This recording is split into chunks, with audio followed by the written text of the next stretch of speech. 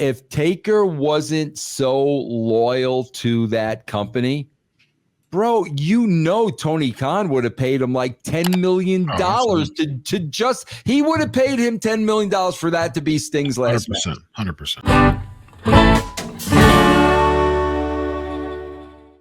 Let's talk about blowing down memory lane. Undertaker said Vince McMahon was against the idea of Undertaker versus Sting. He said this. He said he had a short run in WWE and Vince didn't want it. For whatever reason, I don't know what it was, he didn't feel it. Everybody else was clamoring for this match for quite a few years.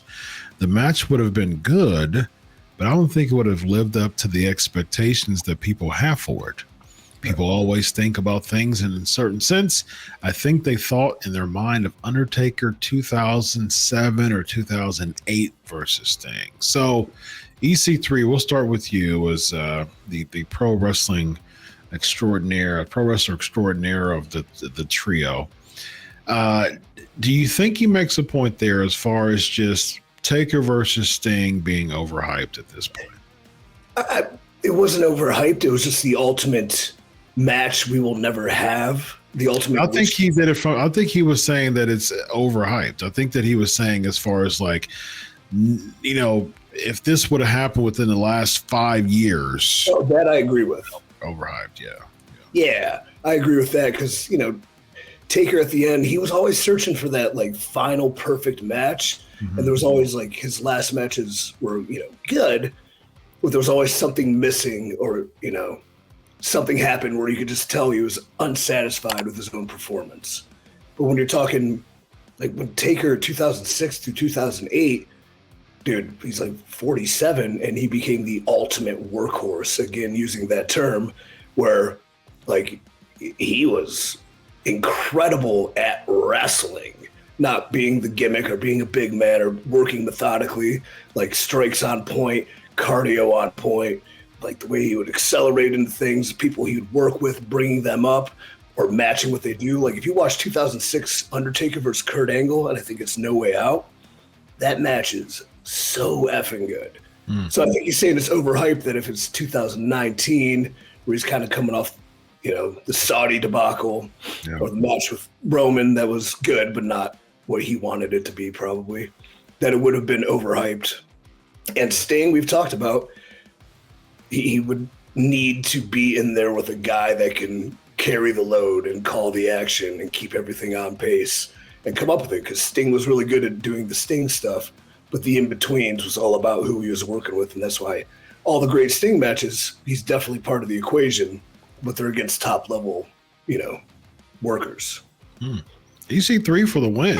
Very well put there, man. Vince Russo, what do you think about that? Bro, you had to listen, bro. It had to be. If it wasn't Crow Sting versus Ministry of Darkness Taker, like right in their prime in like 99, anything other than that, bro. I'm anything past 99 would have been a no-go for you? Nah, bro. That was really the height of their careers, bro. Like during that time, my God. I'm just real curious. Like, man, Taker was really obviously so super close with Vince, probably more than anybody else.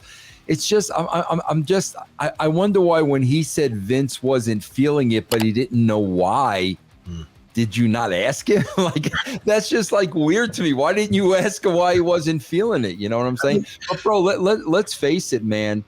Honestly, if Taker wasn't so loyal to that company, bro, Tony Khan would have paid him like $10 million to just, he would have paid him $10 million for that to be Sting's last match. 100%. Mean Mark versus Steve. Yeah. That's what you think, even if it happened at a later date, the spectacle of the entrances and the pomp and circumstances. Yeah. It would have definitely been a spectacle. Taker's absolutely right. I think 99 Sting versus 2006 Taker would have been banger for sure. Yeah, man, as someone who, everybody knows Sting's my all-time favorite wrestler. People have asked me that as far as just did I really want to see Taker versus Sting when he came back? And was it 13 that he came back? I wasn't really big on it either, honestly, because I think at that point in time, they already just did him wrong by having a feud against Triple H, only for him to lose by a sledgehammer, and somehow the NWO comes in, but he was probably, other than like a Goldberg or a DDP, Sting was the biggest rival of the NWO. So to this day, that makes absolutely no sense to me why they did that. It just goes to show how like absent Vince McMahon was from WCW. That's exactly what it was. Like Vince had no clue who was on whose side. That's exactly what it was. And do you think Vince would have been open to if Sting was like, no, I fought the NWO. Why are they coming out? Or if Triple H is like, boss, this doesn't make any sense. Or do you think the talent spoke on it and Vince is like, no? I don't think Sting would have said anything. Bro. Yeah, the type of guy he is, bro. I don't think he would have said nothing. But that's it. That's exactly it, Chris. He did not know. Yeah, it's clear. It shows that he had no clue that he was the NWO biggest rival, and they come to assist him. Yeah, I mean, what'd you say, East? Oh, there was just like, I do remember building up to this hypothetical, there was like amazing fan art and like marketing things, and like fans drew incredible things that like made it feel like it would have been. That's why like it was so much hype, because so many people wanted it.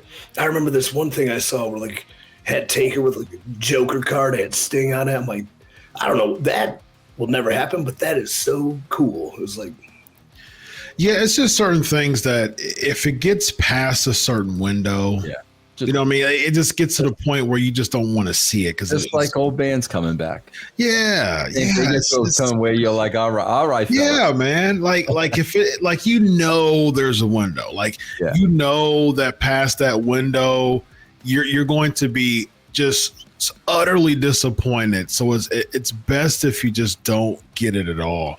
And to me, as a Sting fan, that's how I was when Sting came to WWE. If they would have done Sting Taker as soon as he came, maybe. But after the Sting Triple H thing, and then he came back to do a program with Seth just to lose to Seth. And so at that point, I was just like, no, I don't want to see it, because this will be another loss by Sting. There's no way that they're going to have Sting go over Taker.